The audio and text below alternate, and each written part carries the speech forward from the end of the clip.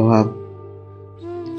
একমাত্র মানুষের অভাব ছাড়া পৃথিবীর কোনো কিছুরই অভাব চিরকাল থাকে না।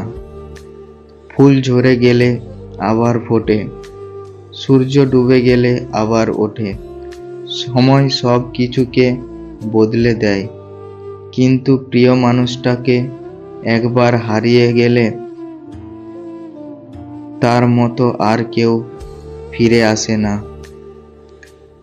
তার চোখের মায়া, কথার মধুরতা, উপস্থিতির নিশ্চিন্তা সব যেন সময়ের ভিড়ে ধীরে ধীরে মিলিয়ে যায়। শুধু রেখে যায় গভীর নীরবতা।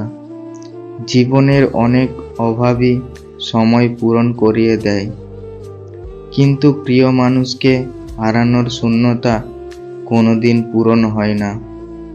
বাইরে থেকে যতই হাসি খুশি থাকি না কেন, কিন্তু ভিতরে থেকে যায় অদৃশ্য এক ব্যথা, আর নিঃশব্দে কাঁদতে থাকা একটা মন। সেই অভাবটা চোখে দেখা যায় না, কিন্তু প্রতিটা নিঃশ্বাসে, প্রতিটা একাকিত্বে মুহূর্তে, প্রতিটা স্মৃতিময় রাতে অনুভব করা যায়।